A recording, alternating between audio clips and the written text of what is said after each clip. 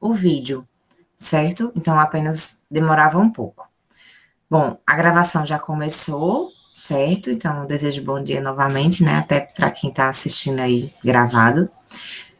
Já conversei aqui com o pessoal da turma, eu estava explicando que a gente teve um probleminha em relação ao acesso do link da aula passada, que foi o link da data do dia 9 de agosto. Eu não tinha sido a primeira pessoa a entrar, eu tinha gerado o link, mas não foi a primeira pessoa a entrar no Meet, e com isso eu recebi o vídeo e pude postar o link, mas eu não fiquei como editora. Então, eu não estava recebendo aí a autorização para vocês assistirem, mas a colega de vocês estava liberando, tá? E aí, à medida que a gente estava recebendo, tanto eu como ela, a gente estava colocando vocês como leitores. E aí, a partir de hoje, o que é que eu vou fazer? Eu vou baixar esses vídeos dessas aulas para o YouTube, certo? Tive que fazer minha conta, né, do YouTube para isso acontecer. Vou baixar esses vídeos para o YouTube e gero o link do YouTube, porque daí evita determinados problemas, tá certo? Hoje, como vocês sabem, é o último dia para vocês entregarem aquela atividade sobre fatores de textualidade. Eu já baixei, né, ontem pela manhã, as notas de quem já tinha entregue. Quem entregou no horário da tarde, noite, ou está entregando hoje, eu ainda não estou com as notas. Mas amanhã eu fecho o link, né? Na verdade, hoje à noite ele fecha automaticamente, né? Às 23h59. E aí, no decorrer dessa semana, eu vou tentar gerar essa primeira nota de vocês e colocar no sistema, tá? Eu peço bastante atenção a vocês nessa aula de hoje. Pode ser que a nossa aula, ela termine um pouquinho antes do horário, porque vocês vão ter uma segunda nota que é feita em grupo. Então, se nós ficarmos com 10, 20 minutos até o final do horário livre, eu já vou deixar esse horário para que vocês possam se organizar, certo? E aí, só antecipando, essa atividade é sobre a Escola Literária do Barroco, que eu vou explicar agora para vocês, mas a atividade, ela se concentra em alguns autores, 4 ou 5 autores, e aí vocês vão ser divididos nesses grupos, certo? Por quê? Porque vocês se dividem em grupo, vocês elaboram os slides e vão apresentar para a turma e para mim na próxima aula, certo? E aí vão apresentar, vão enviar os slides, e aí eu vou estar dando a nota para o grupo pelas apresentações, tá? Para a gente poder estimular também um pouco mais da interação aqui com vocês e não ficarmos sempre com essa questão de provas pelos formulários, diversificarmos um pouco a nossa forma de obter nota, tá bom? Então, prestem bastante atenção hoje, porque essas características da escola literária barroca vai influenciar diretamente nesse material que vocês vão estudar, tá certo? Eu vou fazer o compartilhamento da tela aqui para vocês. Eu vou só salvar esse material aqui em PDF para poder postar. Só peço a vocês só um minutinho. Eu estava fazendo uns ajustes nele, por isso que eu estou terminando agora, porque eu percebi na semana passada, em uma outra turma, que eu não tenho acesso às salas temáticas, que é um recurso que existe aqui no Meet. Infelizmente, alguns e-mails institucionais acontecem do professor ter, né, esse acesso, mas infelizmente aqui no IF a gente não tem essa opção. Quando a gente entra no Meet, vocês veem aí esses 3 símbolos, né, um quadrado, um triângulo e um círculo. Aí ele dá algumas opções, né, no caso do e-mail do IF só dá direito à lousa interativa e à gravação. As salas temáticas e outros recursos que existem, infelizmente, não temos esse recurso aqui. É uma pena, porque, a meu ver, é um recurso muito rico para que a gente possa trabalhar muitas coisas, né? Mas, enfim, acontece. né? Então, vamos aqui na postagem, bem rapidinho. Quinta semana. Sexta semana. Quinta semana.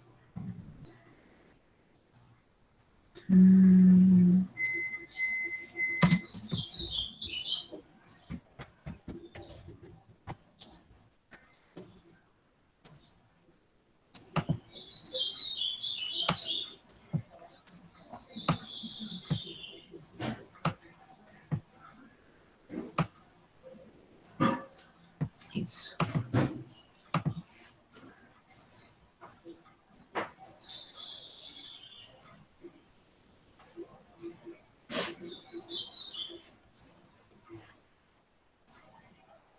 Acaba sendo postado o material da aula 5 e 6, mas a 6 é a apresentação de vocês, então não tem nenhum problema, certo?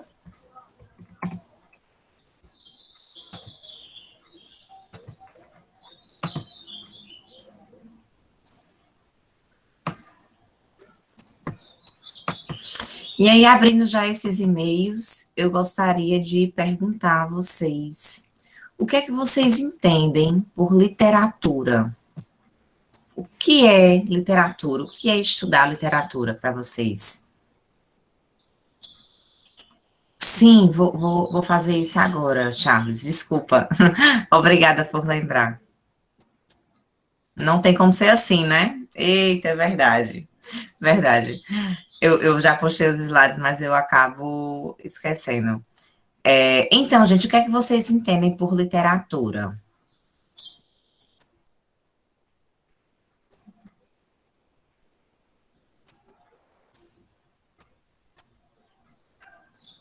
O que será que a gente estuda nessa disciplina?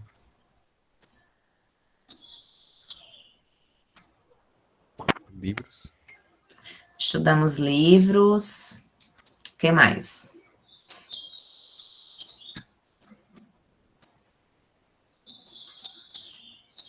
Tem umas histórias de umas escolas literárias, já ouviram falar? Histórias, certo? Livros, histórias. É a partir dessas escolas literárias que a gente entende, né, e faz a junção dessa disciplina com a história, né? O que acontecia em determinadas épocas, não só no Brasil, mas também no mundo, com forte influência da Europa, né? História, querendo ou não, obras, autores, estilos de escrita, muito bem, Júlia, muito bem, certo? Charles, só um minutinho que eu divido a tela contigo, certo? E aí a gente vai verificar, gente, que literatura, do latim litera, significa letra, e é uma das manifestações artísticas do ser humano ao longo da música, ao lado da música, da dança, do teatro, da escultura, da arquitetura, entre outros tipos de arte, certo? A literatura, ela representa a comunicação, a linguagem, a criatividade, sendo considerada a arte das palavras, assim eu posso dizer. A literatura trata de uma manifestação artística, seja em prosa, seja em verso, muito antiga, que utiliza das palavras para criar arte, ou seja, a matéria-prima da literatura são as palavras, tal qual as tintas é a matéria-prima do pintor, certo? Não estou compartilhando ainda não, Jonathan, certo? Não estou compartilhando ainda, tá? Até porque o primeiro compartilhamento que eu vou precisar fazer vai ser de vídeo. Aí, para vocês escutarem o áudio, eu não vou fazer inicialmente com o Charles, certo, Charles? Porque como é vídeo, não dá para compartilhar, né, o som juntamente com aquele tipo de compartilhamento que fica você e a outra tela, certo? Então, por isso que eu parei de compartilhar aí um pouco. Então, a gente tem que perceber que a literatura, se ela vai se preocupar, se ela vai se voltar para as manifestações artísticas, não é isso? Da linguagem, verificando a criatividade, considerando a arte da palavra, nós podemos estudar qualquer manifestação artística, seja do século XVIII, do século XXI, fazendo comparação com os aspectos históricos que existiam, as recorrências, o que estava acontecendo em determinada época. Porque existe uma grande influência da história nesses períodos literários. Então, sempre que a gente estiver estudando sobre literatura, vai ser comum as pessoas se referirem a determinada guerra, certo? A determinado acontecimento histórico que marcou muito a sociedade. E quando eu digo marcou muito, a gente vê as influências, obviamente, do nosso país, mas a gente tem uma grande herança de influência de tudo que acontecia, que acontecia nos Estados Unidos e na Europa, certo? Então, inicialmente, a gente não vai ter uma literatura puramente brasileira. A gente só vai ter uma literatura com aspectos brasileiros, autores se preocupando com aspectos brasileiros, lá para o romantismo, realismo, escolas literárias que vocês não vão estudar neste ano.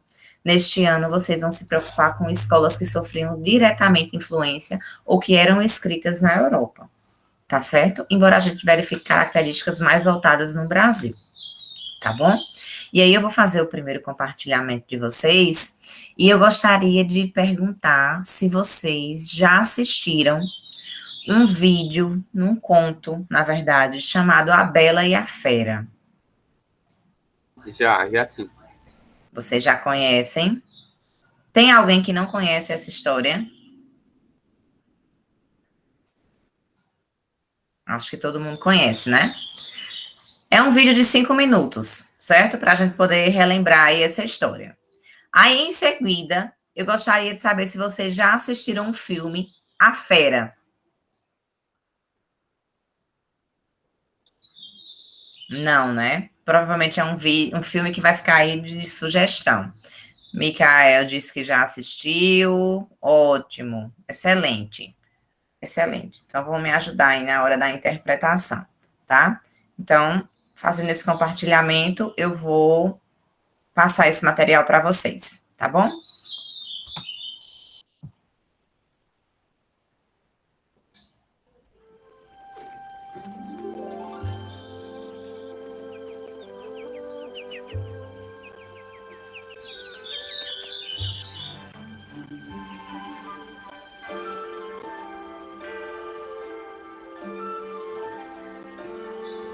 Tudo é igual nessa minha aldeia, sempre está nessa mesma paz.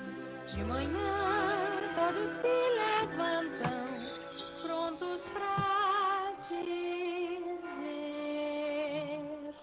Bonjour! Bonjour! Bonjour! Bonjour! Bonjour!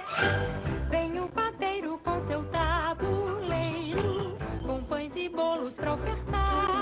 Professora? Aqui é sempre assim, desde o dia em que eu vim pra essa aldeia do interior. Bom dia, Bela! Bom dia, Messias. Aonde você vai? A livraria. Acabei de ler uma belíssima história. É sobre um pé de feijão, um ogro Que e... beleza! Maria, as baguetes! Depressa!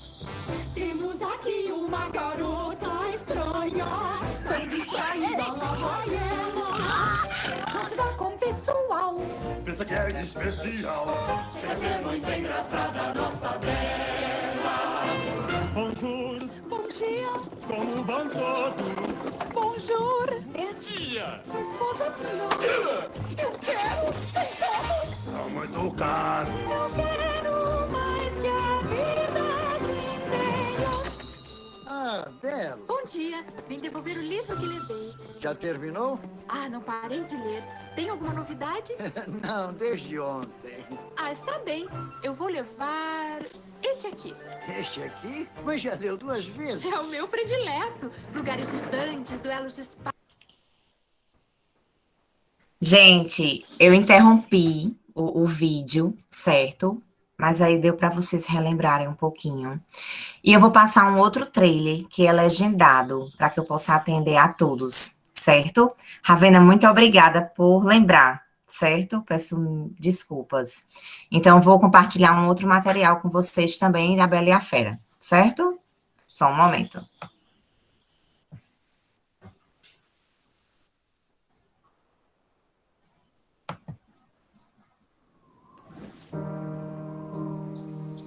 My dear Belle, you're so ahead of your time. This is a small village. You are the most gorgeous thing I've ever seen. Nobody deserves you. And it's small-minded as well. But small also means safe.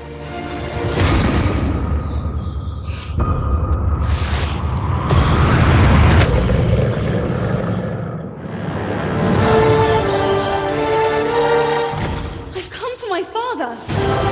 He's a thief. Come into the light. I will escape, I promise. Look, a girl. Who said that? Hello. You can talk. Hello, of course. It's all he ever does. How lovely to make your acquaintance. Want to see me do a trick? What happens when the last petal falls? The Nastel remains a beast forever. And we become antiques. What did you do to it? Nothing. Get out of here! Go!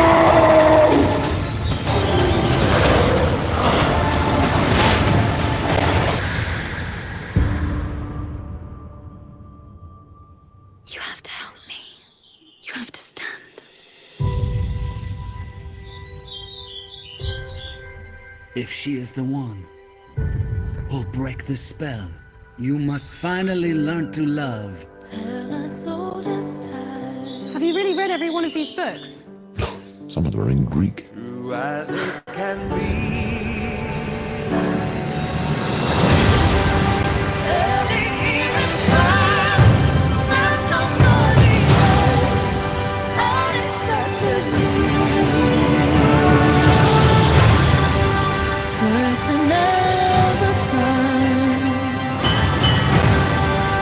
Rising in the east.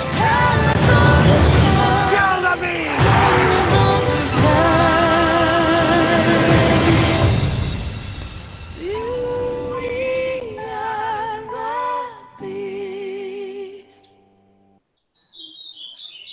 Bom, e aí eu exibo esse material, né, a Bela e a Fera, para vocês. Como eu tive que interromper o primeiro vídeo, são maneiras diferentes, né, de contar essa história, essa versão, o que é bem interessante.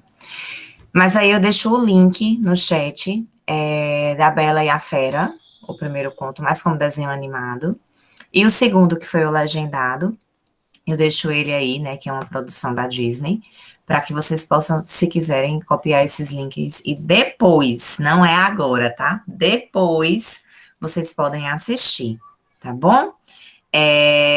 Tem cenas, obviamente, bem reduzidas, porque não é o filme todo tem a duração aí de mais de 1 hora, mas o que é que a gente entende dessa história da Bela e a Fera? Que história é essa contada? Quem poderia fazer um resumo aqui para a turma?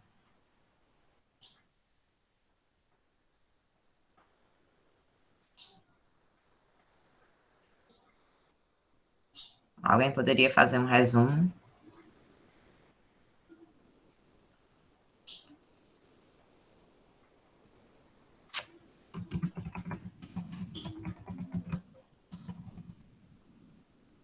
A Bela e a Fera conta a história da bela jovem, né? Que se chama Bela. Ela tá cansada dessa vida provinciana, né? De uma pequena cidade. O que é que vocês assistiram agora? Eu tô perguntando o que é que vocês assistiram. E aí, ela, nessa cidade, né, vive também o galão Gaston, que é apaixonado pela Bela. Mas apesar dele derreter corações de muitas mulheres daquela bela província, a Bela não gosta dele, né? Ele é grosseiro, então ele não conquista a Bela, né? O pai da Bela, Maurice, ele viaja para expor uma de suas invenções e acaba preso em um castelo onde vive o terrível Fera. E aí esse Fera, ele tem um feitiço sobre ele, né? Ele precisa encontrar o verdadeiro amor e ser correspondido para quebrar um feitiço e voltar a ser príncipe, um belo príncipe, por sinal, certo? Mas aí, como o pai dela estava preso, em troca da liberdade do pai, a Bella aceita ficar presa no castelo para sempre, para que a fera libere o pai. E aí, né, Gaston, juntamente com o pai, querem voltar àquele castelo para matar a fera. E aí, não sei se vocês já devem assistir o final, mas eu também não vou relembrar. Vou deixar que vocês fiquem também mais curiosos para que vocês possam assistir esse material depois, certo? Os animais da mansão, né? Os objetos da mansão, eles falam, né? Eles são animados, né? Enfim, então bem lembrado, Anthony. E daí eu exponho esse material para vocês, a Bella e a Fera, para a gente verificar, né? Nesses 2 vídeos que eu mostrei para vocês, já é um exemplo do que a gente pode encontrar diante desses materiais relacionados a interpretações. Porque esse conto, A Bela e a Fera, ele constantemente, ele é reescrito e é republicado um filme relacionado a essa história, tá? Então, se a gente for procurar algumas versões, nós vamos ter várias versões dele, certo? Não entendi o comentário de Ana Jordânia com o João Vitor. Tá aqui no chat. Já assistiu o filme? Seria A Bela e a Fera, é isso? Certo. Ah, bacana. Tranquilo, então. E aí, voltando, né, pegando aí esse material, tá? Eu vou ter que ficar um pouquinho ausente das conversas do chat de vocês, certo? Então, vou pedir que a gente converse só o essencialzinho agora, para que eu possa compartilhar os slides, né, juntamente com a tela de Charles, tá bom? E aí, vendo esse filme, a gente verifica que a gente tem várias releituras dele. E isso significa estudar literatura. É você enxergar uma história com outros olhos, relacionados a um tempo atual. Fazer referência a essa interpretação diante do contexto em que você está inserido, da época em que você está inserido. E além de ter várias versões, vários filmes, desenhos animados, enfim, livros sobre a Bela e a Fera, contemporaneamente, nós temos esse filme, A Fera, que alguém aqui na sala disse que conhecia esse filme. Quem foi que disse que conhecia? Já, professora. João Vitor também assistiu. Ótimo. Mas eu não lembro muito. Ah, certo. Então, vou relembrar um pouquinho para você e também para os outros colegas da turma o que é que esse filme A Fera fala, certo?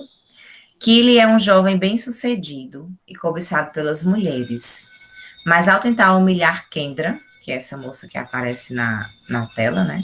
Ela lança uma maldição que o deixa com o rosto deformado.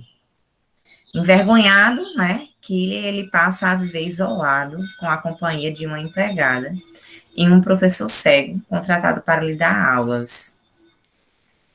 Para quebrar o feitiço, que ele tem de fazer com que uma mulher consiga amá-lo de verdade. Ele volta a ter esperanças quando se aproxima de Lindy, uma colega da escola.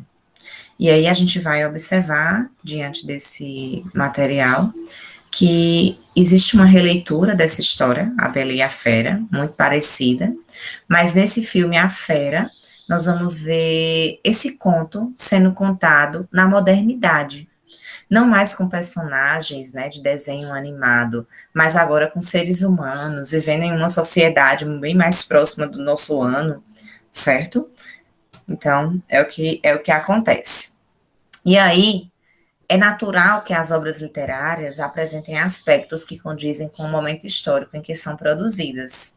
Assim, há um grande agrupamento de textos com características comuns a determinado contexto histórico, o que deixa evidente que o autor não está isolado socialmente, sendo influenciado pela cultura que o cerca. Alguns temas se mantêm, porque são universais, certo? Os clássicos são lidos e relidos por diferentes sociedades, que atribuem a eles muitos outros significados com o passar dos séculos. Cada época possui a sua interpretação, tornando a literatura a expressão de seu período, né? Então, as escolas literárias nada mais são do que o agrupamento de autores do mesmo período histórico, que apresentam uma apresentação em seus estilos e em suas ideias, conforme alguns colegas foram citando aí no chat no início da aula, quando eu perguntei o que era literatura. E aí, conforme eu já disse, os textos literários, eles são influenciados pelo momento histórico que foram criados, e algumas obras, elas são consideradas marcos de épocas específicas, abrigando autores diversos, cujos textos possuem traços comuns, e outros diferentes em decorrência do estilo e da peculiaridade de cada um. Então, os teóricos, né, as pessoas que estudam a literatura, a crítica literária, eles buscam e encontram determinados padrões históricos em escritores do passado, construindo esses agrupamentos para facilitar os estudos de determinadas obras inseridas no cânone literário, né?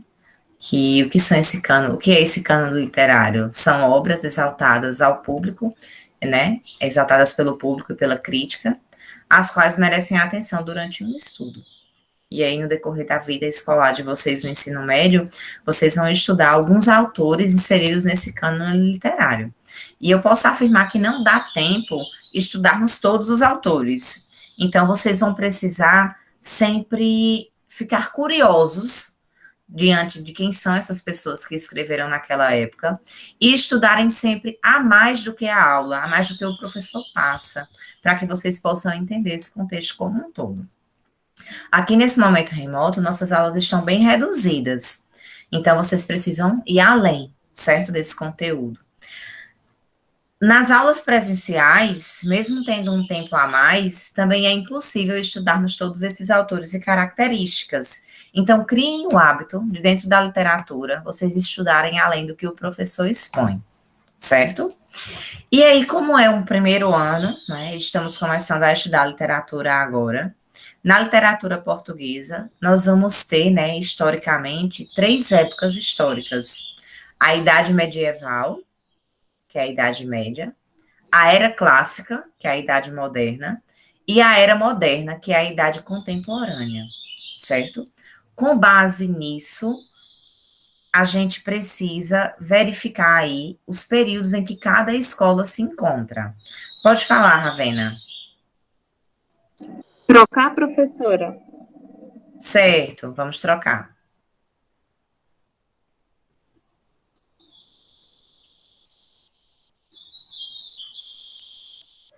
Ok? Ok, Ravena. Tua mão está levantada ainda, certo? Então, na literatura, diante dessas épocas históricas, nós vamos ter algumas divisões. Essas divisões, elas servem para que a gente possa estudar cada uma dessas épocas de uma maneira separada, certo? Mas na vida real, não se tem dizendo, no século XXI é a pós-modernidade. Não, isso vai acontecer nessas demarcações de tempo à medida que o período passa. Então, pessoas da atualidade demarcam essas épocas passadas, assim como pessoas do futuro vão demarcar a época em que a gente está vivendo, ok? Ravena, tua câmera está travada para mim, não sei para os colegas.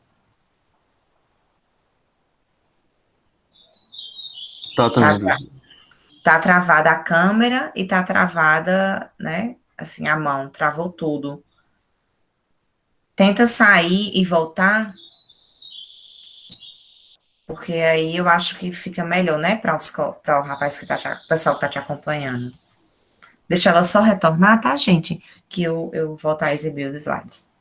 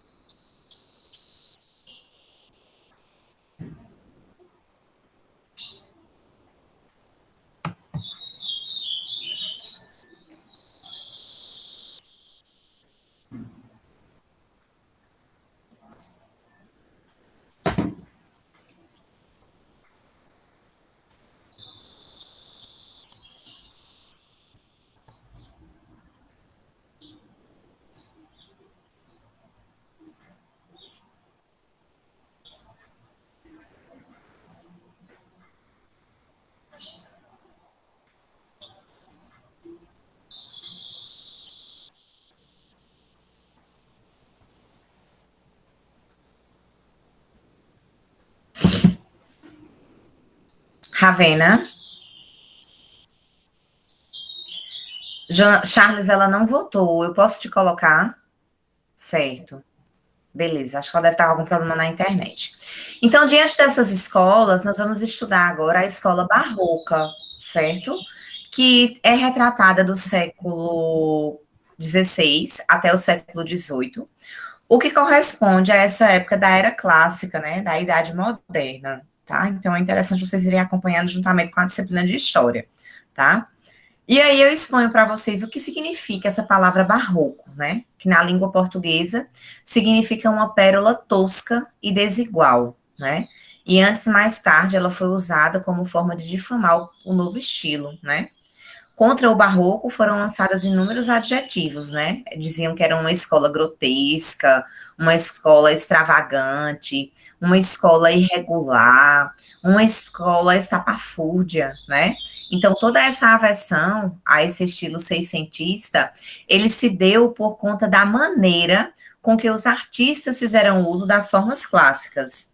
Então, diferente das composições gregas e romanas, né, pautada no equilíbrio e no racionalismo, que era bem característico daquela época, a gente vai observar que as tendências barrocas, elas privilegiaram os contrastes e as emoções. E o que não era bem visto pelos adeptos da tendência anterior, né? Então, a escola barroca, ela foi muito contrastante para aquela época. Era uma escola cheia de detalhes, conforme a gente pode observar aí nessa imagem, né?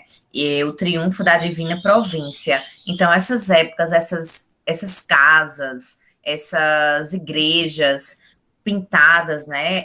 Bem arquitetadas, elas têm como fruto essa influência da época barroca, certo? E aí, eu vou exibir esse vídeo para vocês. Agora, Charles, eu acho que esse vídeo não é legendado também. Eu exibo assim mesmo? Posso exibir? Pronto. Esse vídeo, ele não é legendado, mas daí eu vou fazer a exposição dele para vocês, para que a gente possa compreender um pouquinho esse contexto de uma forma bem resumida, podemos dizer assim, certo? Então, eu vou mudar a forma de compartilhamento. Vou ter mais uma atenção, certo? Em relação a esses vídeos, tá? Eu fico querendo incrementar, mas aí, como nem todo o material que a gente encontra é legendado, eu não tinha me atentado a isso. Eu peço desculpa, nos próximos eu não farei mais isso. Vou compartilhar de uma maneira diferente aqui.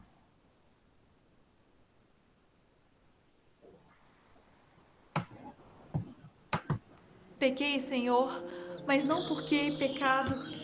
Da vossa alta clemência me despido, porque quanto mais tenho delinquido, vos tenho a perdoar mais empenhado. Ah, qual é? A vida que segue. Mas, observe esse poeta confuso, complexo, dividido entre a fé e a razão, entre os prazeres terrenos e a divina castidade. Bem-vindo ao mundo barroco do século XVII.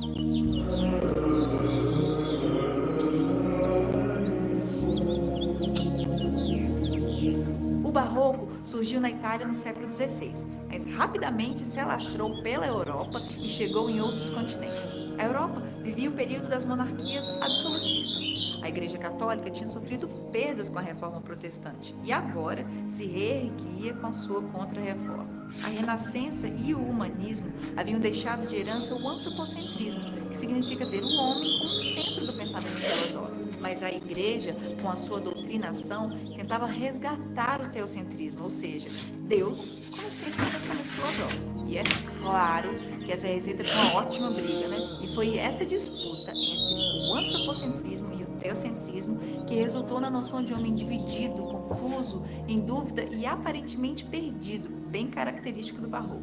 O barroco reproduz um homem dividido entre a fé e a razão, religião e ciência, pecado e perdão, castidade e prazeres terrenos, santidade e sensualidade e divino e mundano. E esse homem complexo, dividido e em conflito vai produzir uma arte complexa complexa, dividida em dualidades e que tenta sempre unir os polos opostos. E é por isso que a arte barroca é repleta de paradoxos, contradições, binariedades e complexidades. Nela é fácil reconhecer os contrastes, os dualismos, a dúvida, o desequilíbrio, o exagero e a angústia desse homem que vive entre duas esferas e tenta dar conta de ambas. Na pintura barroca, o que predomina é o contraste entre luz e sombra.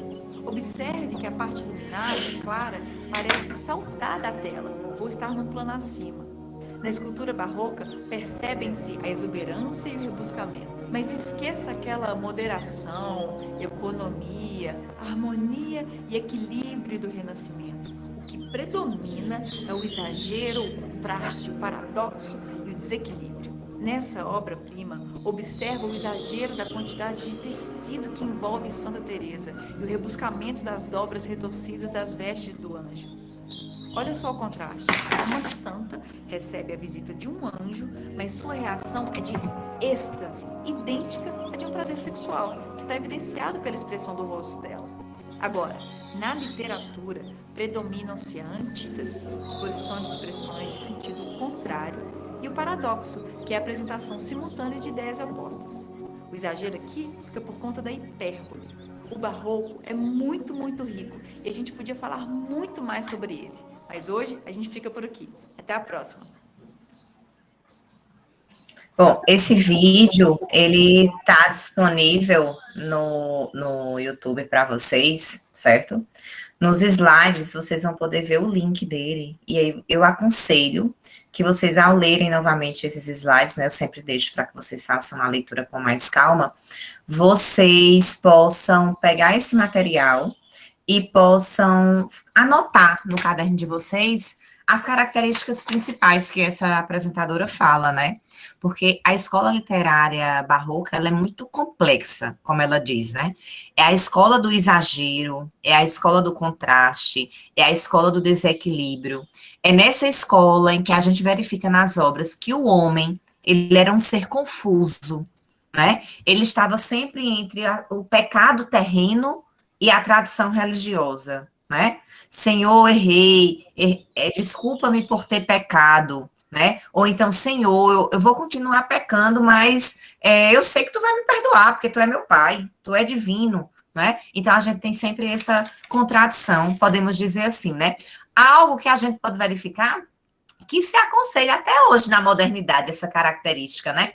Porque antes, o homem era o confuso, o terreno. E quem disse que hoje a gente é equilibrado, né? Hoje nós temos, sim, gerações confusas, terrenas, pessoas que pecam, mas sabem que pela tradição religiosa, isso é determinada atitude errada, né? Mas vai lá, vai a uma missa, se ajoelha e diz, Senhor, desculpa, eu pequei, mas me perdoa, tu é o meu pai, né? Então, na linguagem atual, nós temos essa característica também, certo? E aí, já foi exposto a algumas dessas características, né? Então, quais as características da escola barroca, né? Algo que a gente vai começar a analisar, né, com maior propriedade agora, tá? Aqui fica um pouco menor, né, essa leitura para vocês, porque a gente acaba fazendo esse compartilhamento aqui de tela, mas aí vocês voltem a ver esse slide com mais calma, certo? Nós temos aí a representação, certo, de uma imagem, né? E aí a gente vai ver que as obras barrocas, elas romperam o equilíbrio entre o sentimento e a razão, ou entre a arte e a ciência. Era a oposição, né? Que os artistas renascentistas procuraram realizar de forma muito consciente. Então, na arte barroca, predominam as emoções e não o racionalismo, que era o que nós tínhamos antes. Certo? Então, essa exuberância e o rebuscamento marcaram a arte barroca. E o que se vê nesse estilo, que prevaleceu no século XVII, é uma arte marcada pelo contraste, pela dramaticidade, que evidencia a atenção gerada pelo choque de dois interesses, que tinham de achar uma forma de conviver, né? O gosto pela materialidade e as demandas da vida espiritual. Então, as obras, elas passaram a ter uma dramaticidade até então desconhecida, um vivo contraste de luz e sombra, gestos e movimentos que se contrapunham ao senso de equilíbrio, ordem e objetividade do classicismo. As artes visuais, a linha curva, ela começa a suplantar a linha reta, né? E alguma coisa estava fora de ordem naquela época, né? O que estava fora de ordem, né? Não, a gente não consegue entender nesse período, né? Mas essa obra, né, que é do pintor italiano Caravaggio, né, que ele estava vivo entre 1571 e 1610, ele foi um dos mais importantes do estilo barroco, imprimindo ainda maior violência ao claro escuro, como se vê na obra Crucificação de São Pedro, né? E aí a gente vê, né, um homem sendo crucificado, né, amarrado, outro por cima da cruz, e é uma obra que traz aí essa confusão de pensamento, esse exagero, essa representação, né, de indignação do que se via, dessa complexidade, desse exagero, né, enfim, a gente pode verificar isso. No contexto sociocultural do barroco, a gente vai verificar que a escola barroca, ela floresceu na Europa, inicialmente na Itália, numa época de várias mudanças na situação política e de conflitos envolvendo católicos e protestantes. E aí, em 1517, Martinho Lutero divulgou as 95 teses, denunciando práticas corruptas na Igreja Católica, que reagiu por meio do Concílio de Trento, né? Então, a gente vê aí tudo a pontos, né, atrelados à história, com medidas que o ressurgimento do Tribunal do Santo Ofício e a criação da Companhia de Jesus. A chamada Reforma Protestante levou a uma série de conflitos, denominado, né, a Guerra dos 30 Anos, que prevaleceu aí entre 1618 e 1648, né, demarcado 30 anos. E ela resultou em diversas alterações na estrutura política e sociais, né, fortalecendo os estados absolutistas e dificultando a reunificação do cristianismo. Pode-se dizer que o absolutismo e a contra-reforma a constituíram como pano de fundo para o surgimento do barroco, que predominou nas diferentes expressões artísticas, como pintura, escultura, arquitetura, música e literatura. No século XVI, mesclou o humanismo e a religiosidade. O século XVII foi basicamente católico, certo? Pelo menos na Península Ibérica, né, em Portugal e Espanha. E até certo ponto, né, eram penínsulas que estavam imunes, né, pelo menos naquela época, da reforma protestante. E foram os centros de irradiação da Contra-Reforma, cuja estratégia induía a ênfase em aspectos dolorosos da realidade, né, para motivar os fiéis na busca da salvação da própria alma. E aí a gente vê nesse quadro a seguir ideias contrárias, né, entre o que existia nas categorias temáticas da esfera classicista e da esfera barroca. Enquanto no classicismo nós tínhamos o antropocentrismo, no barroco nós tínhamos o antropocentrismo vezes o teocentrismo, né? Era a ciência sendo o centro da razão, enquanto em uma era Deus, né? Era o centro. No classicismo nós tínhamos o equilíbrio. No barroco, nós já tínhamos aquela confusão, né? O mundo material versus o espiritual, né? A carne vezes o espírito. No classicismo, nós tínhamos o racionalismo. Já no barroco, nós tínhamos aquela confusão entre a fé e a razão. No classicismo, nós tínhamos o paganismo. No barroco, o cristianismo. No classicismo, a influência da cultura grego-latina. No barroco, a influência da Igreja Católica. No classicismo, o sensualismo. No barroco, o cultismo e conceptismo. Duas concepções que são bastante marcantes nessa época do barroco, mas que vocês vão estudar nos próximos slides, certo?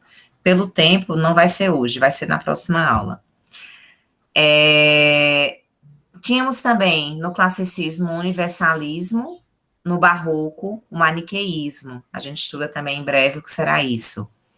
No classicismo, a busca da clareza. No barroco, o interesse por raciocínios complexos, difíceis, contrastantes, paradoxos, a duplicidade, né, de ideias, por isso marcado aí pela figura de linguagens das antíteses, certo? Perguntas até aqui? Não, professora. Não entendi aqui. Certo. O que é que a gente pode destacar enquanto palavras-chave dessa escola literária até aqui? Quero que vocês escrevam aí no chat.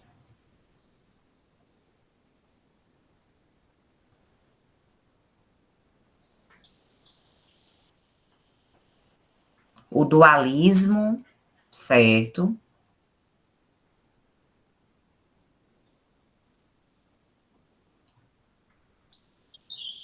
O que mais que a gente verifica? Só Isaac colocou o contraste entre fé e razão, né? E aí essa razão ela vai estar voltada para a ciência e a fé vai estar voltada para o cristianismo. José Carlos colocou a alta contestação das coisas, exatamente. O que mais que a gente pode ver?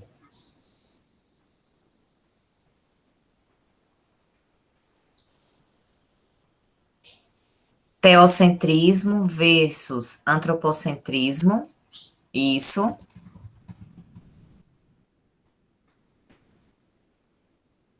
E aí o teocentrismo é uma doutrina ou crença que considera Deus como o centro de tudo, não é? E aí a gente vai ver que no teocentrismo Deus estaria no centro do mundo, né? Então, a visão do homem se volta a essa doutrina. Já no antropocentrismo, é um conjunto de ideias onde o homem representa a figura central nos campos da cultura, da ciência, da sociedade. Então, o homem é a principal referência para o entendimento do mundo.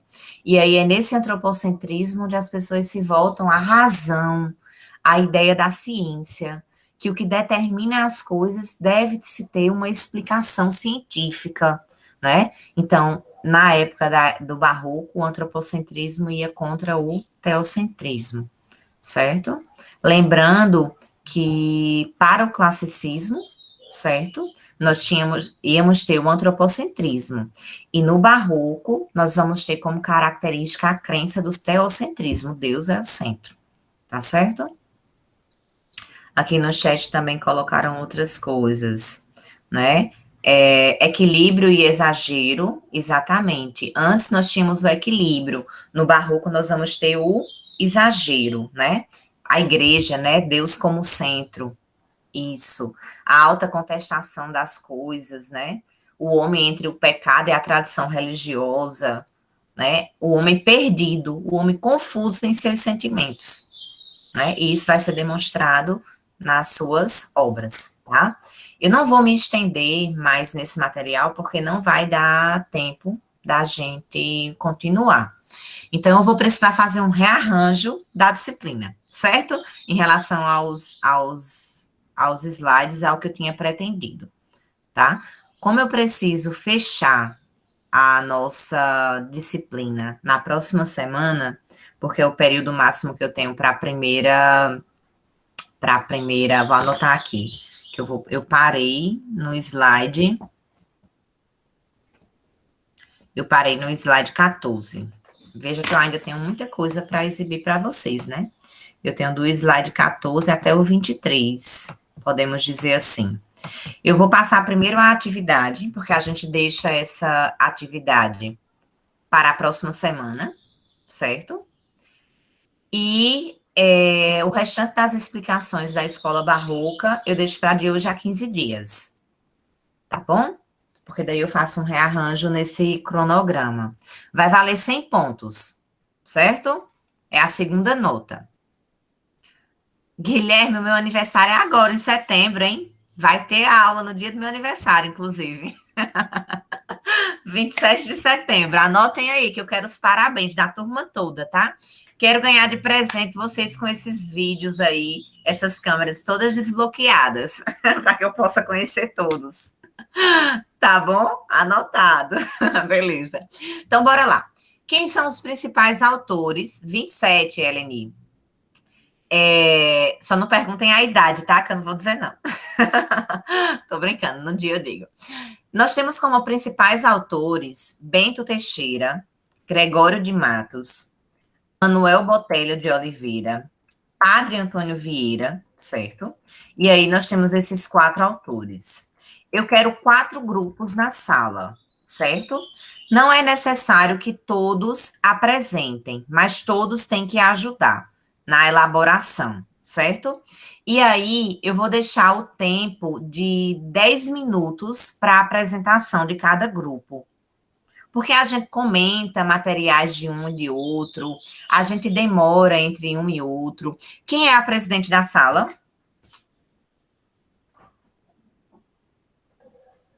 Jordana, professora. Certo. Jordana, tá aqui ela? Jordana tá aqui na aula? Acho que não, professora. Quem é o vice? Tá, não, professora. Parece que ela ficou doente um dia desses aí tá sem aula. Tá. Certo. O vice é Matheus. Matheus, preciso da sua ajuda, certo? Você vai verificar quem são esses 4 grupos e vai me passar quem é quem de cada grupo, tá? E aí eu vou anotar aqui no chat os autores, certo? O grupo 1 vai ficar com Bento Teixeira. Só um minuto que eu tô colocando aqui os nomes, certo? O grupo 2 com Gregório de Matos.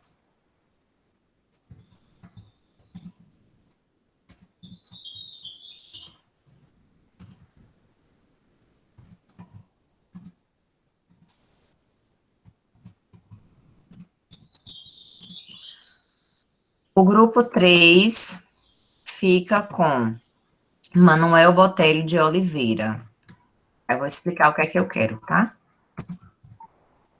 Manuel Botelho. Opa, o que foi que eu fiz aqui? Manuel Botelho de Oliveira. E o grupo 4 fica com Padre Antônio Vieira. Vejam que esses slides, eles estão todos já expostos, certo?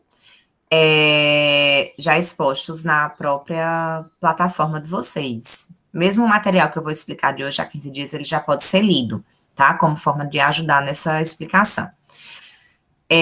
Cada grupo será dividido em grupos temáticos com nomes dos autores. A sala será dividida em 4 grupos.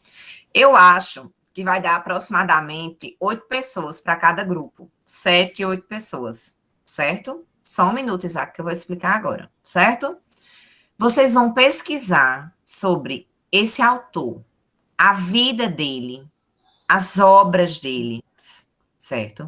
Vão elaborar slides e vão apresentar a pesquisa na próxima aula para os colegas e para mim, tá? Esse slide, ele vai ser postado também na aula. Eu vou colocar na próxima semana postagem do material, porque eu vou avaliar a apresentação e os slides. Se tiver alguém que tenha ficado no grupo, que não ajudou em nada, eu quero ser informada, tá? Porque essa pessoa vai ficar sem nota. Então, olha aí a atenção que vocês têm que ter e o comprometimento em ajudar a todos, tá?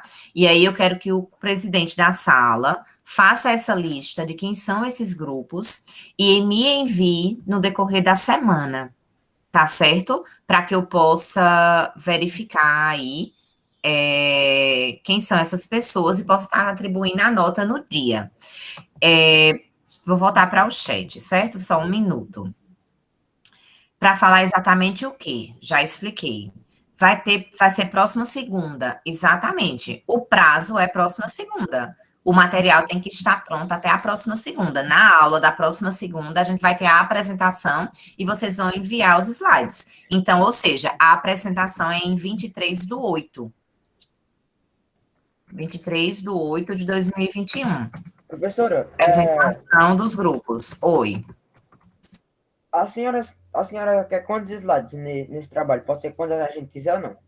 Olha, não pode ser um material com muitos slides, porque vocês vão ter apenas 10, 12 minutos para cada grupo. 5. Eu acho que no máximo 10. Por quê? Porque a gente tem o primeiro, que é o nome da instituição, da disciplina e professor. O segundo, que é o nome do grupo. Vocês podem atribuir um título para esse grupo, podem dar uma característica para esse autor. Não, uma característica para o nome do autor, né? Ah, sim, Por exemplo, Gregório de Matos é conhecido como Boca do Inferno. Por quê? Né? Aí vocês vão explicar, tá certo? Entendi. Agora, assim, reparem, por exemplo, Gregório de Matos, ele tem uma história literária que é dividida em 3 fases. Então, o grupo tem que resumir e dizer quem são essas fases. E trazer trechos dessas obras, desses autores, para que vocês façam essa análise na apresentação. É um seminário, podemos contar como um seminário. Então, bastante atenção, bastante comprometimento, porque essa atividade vale a segunda nota de vocês, e não tem reposição. Combinado? Perguntas? Não. Toda a turma perguntas? Não. Charles, você acha que dá para os alunos mostrarem a câmera e apresentarem, caso do grupo deles sejam eles? Vou ter que perguntar para eles, professora. Pronto, você pergunta, aí qualquer coisa na próxima aula você me informa. Se eles não se sentirem à vontade a participarem, eu peço que a turma tenha compreensão e inclua eles no grupo, no sentido deles ajudarem na pesquisa, na elaboração dos slides.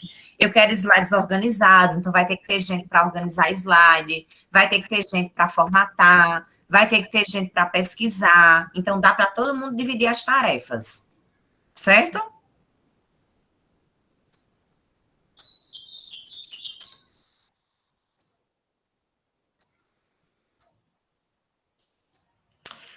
Isaac, não dá para ter mais grupos, sabe por quê? Porque a gente tem pouco tempo de exibição da aula. O que é que eu posso fazer? Eu posso deixar 5 grupos, certo? Aí, a gente diminui a quantidade de pessoas. E aí, o que é que a gente faz? A gente deixa o grupo 1, como Bento Teixeira, o grupo 2, oxe, calma aí, eu enviei de novo. Desconsiderem esse último envio. Tenho que terminar, viu, por causa da aula. O grupo 2, como Gregório de Matos. O grupo 3, como Gregório de Matos também. Aí o grupo 4. Oxe, calma aí. Eu tô digitando errado. Não sei.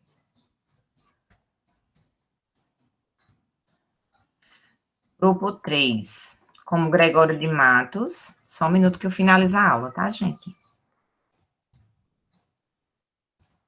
Grupo 4, como Manuel Botelho. E grupo 5, como Padre Antônio Vieira. Eu posso deixar 2 grupos com Gregório de Matos. Aí vocês dividem quem vai ficar com o quê de Gregório de Matos, já que ele é um autor muito complexo. Para não apresentarem as mesmas coisas e a aula não ficar repetitiva. Pode ser assim?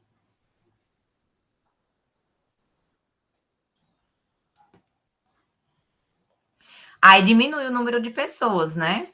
Aí vai ficar mais ou menos 7 pessoas por grupo. Tá? Não, aí vocês pediram 5 grupos. Agora não querem mais. Aí não, agora vai ficar 5 grupos. Certo? Porque daí não dá para estar voltando nas informações, não, gente. Certo? Só um pediu. Então, digam aí, vocês querem só 4 grupos ou 5? Bota aí a numeração no chat.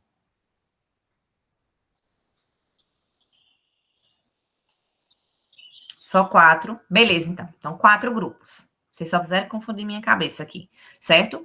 O presidente da sala, cadê ele? Presidente. Matheus. Matheus, preciso que você me envie o nome desse pessoal, certo? Por e-mail. Posso contar contigo? Beleza. Aí, Matheus, dá uma olhada aí para os colegas de vocês, certo? Ou você, ou Jordana, para o Whitney, para João Vitor e para Emily, quais os grupos que eles vão ficar, tá certo? Tenta incluir aí um no teu grupo, um ou 2, tenta ver aí como é que vocês vão fazer, tá? Para todo mundo se ajudar, tá bom? Conto com a ajuda de vocês, com a colaboração. Um abraço, até a próxima aula. 8 pessoas, né, professor? No grupo, 8 pessoas, né? Eu não tenho o número exato, Francisco, certo? Mas é aproximadamente 8. O presidente vai estar informando isso, tá bom?